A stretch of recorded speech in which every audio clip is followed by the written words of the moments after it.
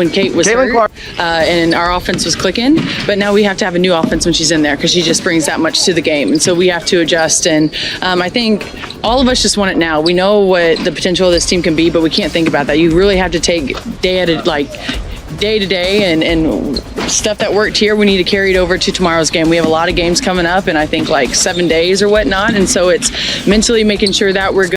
She had $25 million, the biggest Nike deal in WNBA history, and every camera in the building pointed directly at her. Most people in that position would have walked in alone, taken the spotlight, and never looked back. That's what the system expects. That's what the industry rewards. But Caitlin Clark didn't do what was expected. She never does. Because on the day of the most important commercial shoot of her career, she walked into that Nike studio with one person by her side. Not her coach, not her agent, not even her parents. And what she did next, what she'd secretly arranged an entire week before anyone showed up, wasn't just surprising. It was the kind of move that makes you stop and ask yourself a real question. When was the last time someone at the top actually reached back and pulled someone else up with them? Drop a first-place medal in the comments right now if you believe loyalty is rarer than talent, because what you're about to see is going to prove exactly that. Stay with us until the very end, because this story gets bigger with every single section, and trust me, you do not want to miss what Nike quietly approved behind closed doors. The W really is, you know what I mean? And like, I get it to a certain extent, and like every rookie coming into the league, that's how you're going to treat them. But there's just more. Nike doesn't move fast for anyone. That's the first thing you need to understand. They have contracts with the biggest names on the planet. LeBron James, Serena Williams, Michael Jordan's legacy still printing money decades after his last game. Nike is calculated, methodical, and extremely selective about who they decide to build around.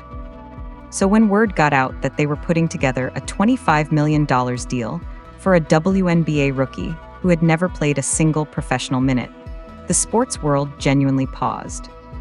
Nobody had seen a number like that in women's basketball, not even close. To put it in perspective, the average WNBA salary sits somewhere around $100,000 per year for a regular player. Even the league's most celebrated veterans, women who have won championships, MVPs, and Olympic gold medals, have worked their entire careers without seeing endorsement money anywhere near that territory. And here was Caitlin Clark, fresh out of Iowa, not even having tied her shoes in a professional game yet, signing a deal that rewrote every known rule of what a women's basketball player could be worth in the marketplace. Nike had been watching her long before the ink dried. Back at Iowa, Clark was doing things on a college basketball court that nobody had seen a woman do at that level. She was bombing threes from ranges that made NBA scouts raise their eyebrows. She was dropping 40-point performances on national television with a kind of calm confidence that felt almost cinematic. She wasn't just winning games. She was pulling in ratings that some NBA franchises would have traded their season ticket sales for. Every time Clark played, something electric happened, and Nike tracks electricity better than anyone in the business. The moment she declared for the WNBA draft, the conversations that had been happening quietly in boardrooms suddenly became urgent, because Nike understood something that a lot of casual fans hadn't fully processed yet. Caitlin Clark wasn't just a great basketball player. She was a cultural event. She was the kind of athlete that comes along maybe once in a generation. Someone whose appeal extends far beyond the people who already love the sport. Someone who pulls in viewers who have never watched a single WNBA game in their lives just because they want to see what she does next. The $25 million deal was approved, and Nike's original plan was clean and simple. Caitlin would be the face. The singular, unshared, unmistakable face of a new era in women's basketball. Billboards, commercials, signature merchandise. Every piece of marketing built around one athlete, one story, one image. That's how these deals traditionally work. You don't split the spotlight when you're paying $25 million for it. But here's where the story takes a turn that nobody at Nike saw coming. Because Caitlin Clark had already decided that she wasn't going to do this alone. And she'd been quietly putting a plan in motion for an entire week before anyone picked up a camera. In your career, you got to match up against other Nike hoopers. Do you have a favorite matchup? You're gonna get me in trouble. Honestly, I'll just say D, because she's such an icon in our sport and has been in the game for so long. You know, getting to share the court with her was pretty fun, and you just see her competitive spirit, even though you're not on her team. Like, you can. Resources Nike puts behind Caitlin Clark now that we're going to start getting some of her merchandise coming out, and fans are indeed excited. I miss my GOAT playing. Gonna go ham on this commercial. I thought it was a nice commercial myself. Where is her own shoe? We're waiting on that. We are waiting on that. Wow. Y'all must have a fever or something. Oh, what a great double play on words. What a great double. 1 week before the Nike commercial shoot was scheduled, Caitlin Clark made a call, not to her publicist, not to her endorsement team, not to anyone whose job it was to manage her brand or protect her image. She picked up the phone and called Nike directly, and what she asked for on that call stopped people mid-sentence. She wanted a custom box, one specific golden box, designed to her exact specifications, containing a sneaker that didn't officially exist yet. Now, in the world of elite athletic endorsements, custom sneakers aren't entirely unheard of. Nike creates what are called player exclusives, PEs, for certain high-profile athletes. Special colorways, personalized details, limited runs that never hit the general market. They're symbols of status.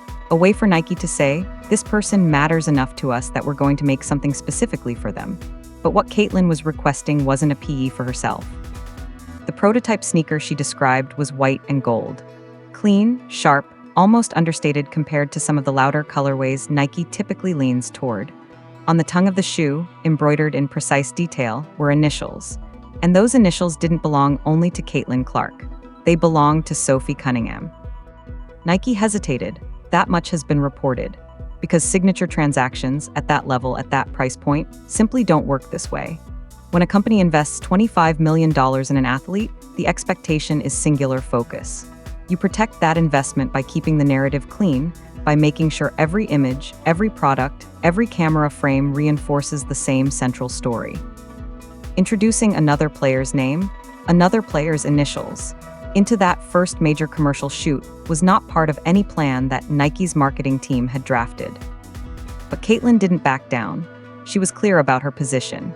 She told them, plainly and directly, that she didn't get to where she was alone, and she wasn't going to pretend otherwise just because it was more convenient for a marketing strategy. She wasn't interested in being a perfectly packaged solo icon if that packaging required her to erase the people who actually stood beside her when things were difficult. The reports suggest that Nike, after internal discussion, agreed. They said yes. So the golden box was made, the prototype sneaker was created, the initials were embroidered, and Sophie Cunningham had no idea any of it was happening. She showed up to that Nike studio thinking she was there for support. Maybe to watch, maybe to cheer, maybe just to be in the room the way a loyal teammate shows up when something big is happening for someone they care about. She had no idea that Caitlin had spent an entire week engineering a moment specifically for her. And on the day of the shoot, when the lights were flashing and the cameras were running, Caitlin picked up that golden box, turned to Sophie, and said something that would spread across every basketball platform within hours. This is ours. If you don't follow the Wnba closely, Sophie Cunningham might not be a name you recognize immediately. And that's actually part of the point. Because Sophie Cunningham is exactly the kind of player who holds leagues together, the ones who do the hard, unglamorous, physical work that rarely ends up highlighted on a top 10 plays reel. Sophie came into the Wnba without the fanfare, without the recruiting rankings that follow blue-chip prospects, and without the kind of national media coverage that turns college players into household names before they've played a professional minute. She came in as a worker, a grinder, someone whose value showed up most clearly in the details, the screens set, the charges taken, the defensive possessions where toughness matters more than highlight reel athleticism. She played for years in a league where being tough sometimes means absorbing punishment that never gets flagged, where veterans test newcomers in ways that don't always show up in the box score, and where proving yourself isn't a single moment but a long, repetitive grind of showing up and doing it again. Sophie understood that environment. She had lived it. So when Caitlin Clark entered the league and the scrutiny around her immediately intensified, the questions, the pressure, the physical nature of how veterans were engaging with her on the court, the noise coming from every direction, Sophie Cunningham did something that a lot of players in that locker room were not doing. She stepped forward. She defended Clark publicly when it wasn't the safest or most neutral position to take. She backed her up in situations where speaking up meant potentially alienating teammates, drawing media attention, and painting a target on herself. She got fined. There were moments where protecting Caitlyn cost Sophie real money, real social capital, and real professional standing in a league where perception matters enormously. And Caitlyn never forgot that. There's a quote that Clark has shared about Sophie that reveals everything about why this relationship became so significant. She said something along the lines of, "Sophie didn't have to fight for me. She didn't have to say anything, but she did. And that's who I want beside me." Think about what that means coming from someone with Caitlyn Clark's platform. She has access to anyone. Her phone could connect her to executives, celebrities, established veterans with championships on their resumes, people who could advance her brand in ways that Sophie Cunningham simply cannot. But she chose Sophie, not because it was strategic, because it was true. The golden box wasn't a marketing move. It wasn't a calculated PR decision designed to make Caitlyn look generous in front of cameras. It was a private acknowledgement that went public because authenticity is almost impossible to contain when it's real. Sophie Cunningham had spent years being exactly who she is: tough, loyal, unglamorous, and completely genuine. And Caitlyn Clark decided that was worth more than any partnership a brand strategist could have arranged. What happened next when that footage hit the internet was something nobody in the WNBA had quite prepared for. The cameras were already rolling when it happened. That's the detail that makes this story feel different from a staged PR moment, because staged moments don't produce the kind of reaction that followed. The footage was captured mid-shoot, not in a carefully framed press release or a polished announcement clip. It was raw, it was real, and it spread like a fire across every basketball platform before anyone even had a chance to frame a narrative around it. Caitlyn picked up the golden box. Sophie was standing nearby, not positioned like someone expecting to be part of the moment, but present in the way that genuine people are present, just there in the room, being herself. And when Clark opened that box and turned toward her with 2 words, "This is ours," Sophie's reaction was the kind of thing you can't manufacture. Within hours, the footage had circulated across Twitter, Instagram, and TikTok in a way that the WNBA social media team probably couldn't have planned if they'd tried. Comments flooded in, shares multiplied, and then the players themselves started responding. Wnba Wilson, one of the most respected and decorated players in the WNBA, posted a single emoji. No caption, no lengthy statement, just the emoji. And in the context of everything that had been swirling around Caitlyn Clark's entrance into the league, the debates, the commentary, the complex dynamics between established veterans and the league's newest megastar, that one emoji said everything a paragraph couldn't. Angel Reese went live, and inside the Fever locker room, according to multiple reports and player accounts that circulated afterward, there was a moment of silence that shifted into something more emotional. Players weren't upset. They weren't threatened or irritated. They felt something that's harder to describe but easier to recognize: the feeling of watching someone use power in a way that makes you want to be better yourself. A teammate reportedly said that Caitlyn didn't just share a purse. She shared something harder to divide: attention, credit, recognition, in an industry that rarely distributes any of those things generously. Now, it's worth noting clearly, some of the specific details around locker room conversations and internal reactions have circulated primarily through social media reports and fan accounts. Not all of it has been independently confirmed through official statements. What is confirmed is the public reaction, the footage, the responses from players on social platforms, and the way the conversation exploded across every corner of basketball media within 24 hours of the shoot. But even setting aside the unverified details, the core of what happened is clear and documented. Caitlyn Clark used one of the highest profile commercial moments of her career to share the spotlight with someone who had earned it quietly, without fanfare, without expecting anything in return. In a sports media landscape built almost entirely on individual branding, that was unusual enough to stop people mid-scroll. And what Nike decided to do behind the scenes in the days that followed made it even bigger. Here's where things shift from a single emotional moment into something with longer, more structural implications. Because what Caitlyn Clark started with that golden box wasn't a one-time gesture. According to reports that have been circulating in basketball and sports business circles, and it's important to frame this as reports and speculation, since Nike hasn't made a full official announcement, what followed that shoot was a conversation inside Nike about something called the Legacy line. The concept, as it's been described, is built around a simple but radical idea. Each year, Caitlin Clark would be given the platform and the partnership to highlight one WNBA player who has earned recognition, not necessarily a friend, not necessarily a teammate, not someone chosen for brand convenience or marketing synergy, but someone who has genuinely contributed to the league in ways that often go unacknowledged at the commercial level. A box, a reveal, a collaboration every year. If this is accurate, and again, reports suggest rather than confirm this, it would represent something that has genuinely never existed inside women's basketball at this level. Signature athlete programs in women's sports have historically operated the same way they do in men's sports. Build around one face, protect that investment, maintain the singular narrative. The idea that a signature athlete would have structural power to redirect annual spotlight toward peers rather than competitors is a different model entirely.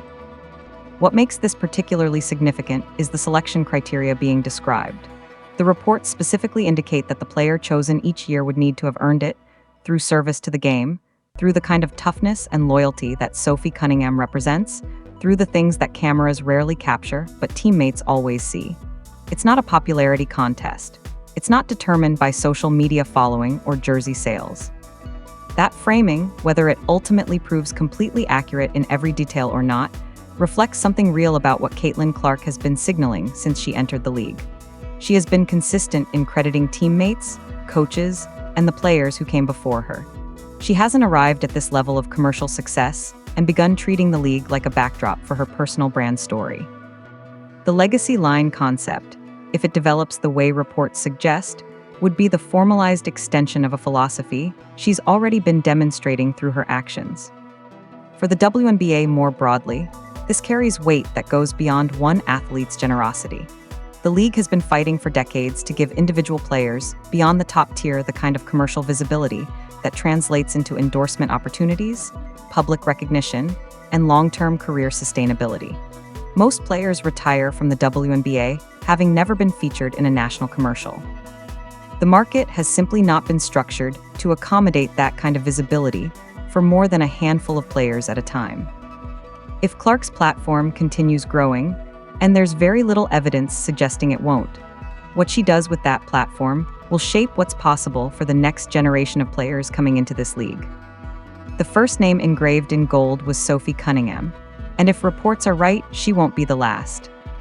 While all of this was unfolding on the human side of the story, the commercial reality of what Caitlin Clark means to Nike was playing out in real time through numbers that are almost difficult to comprehend in the context of women's basketball merchandise. The shoe dropped and it sold out in minutes. Not hours, not a slow burn sellout over the course of a launch day where you refresh the page a few times and eventually find your size gone. Minutes, the kind of sellout timeline that sneaker culture associates with Jordan drops and limited Yeezy releases, the world where people are setting alarms and queuing in browser tabs an hour before the window even opens. For a WNBA player's signature shoe, that velocity was unprecedented. For context, women's basketball signature shoes have had a complicated commercial history. The market has existed, but it's never operated at the pace or scale of men's basketball footwear. Brands have been cautious. Retailers have ordered conservatively. The conventional wisdom in sportswear for a long time was that women's basketball shoes simply didn't move the way men's did, and that assumption shaped how much inventory got produced and how aggressively drops were marketed. Caitlin Clark's numbers have been systematically dismantling that assumption since the moment she entered the professional game.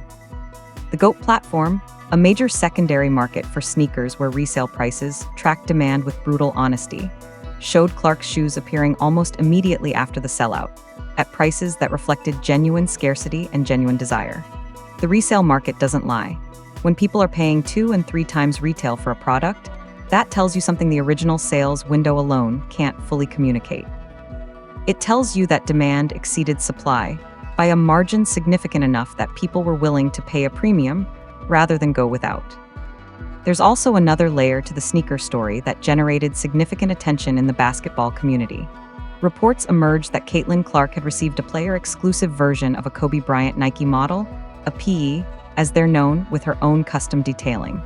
In sneaker culture, Kobe PEs carry a weight that goes beyond standard signature footwear. They're collector items. They're cultural artifacts. The fact that Clark's name was being attached to that lineage, to Kobe Bryant's legacy within the Nike family, was not a small signal. It was Nike making a statement about how they see her, not just commercially, but historically. And the fan response to her merchandise broadly, jerseys, gear, apparel across every major sports retailer, has continued to reflect the same reality. She is the most commercially impactful player the WNBA has ever produced in terms of what her presence does to revenue across every category: tickets, broadcasting rights, merchandise, and now footwear. But revenue and sellout timelines, as remarkable as they are, only explain part of what's happening here. Because numbers can tell you how many people are watching. They can't tell you why. Here's the question that gets more interesting the longer you sit with it. What exactly is Caitlin Clark building? Because if you look only at the surface, the records, the ratings, the endorsements, the shoe sales, you get an impressive picture. But you don't get the full one. The full picture requires understanding what she's doing with the infrastructure she's constructing around herself, and why the choices she's making right now will matter long after the specific statistics have faded. The WNBA's growth over the past 2 seasons has been staggering by any objective measure. Arenas that were half empty a few years ago are selling out.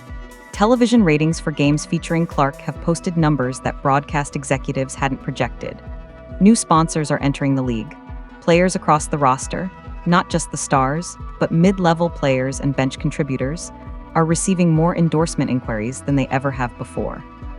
The economic tide, at least in part, is rising for more than just the top names. Some of that was already in motion before Clark arrived.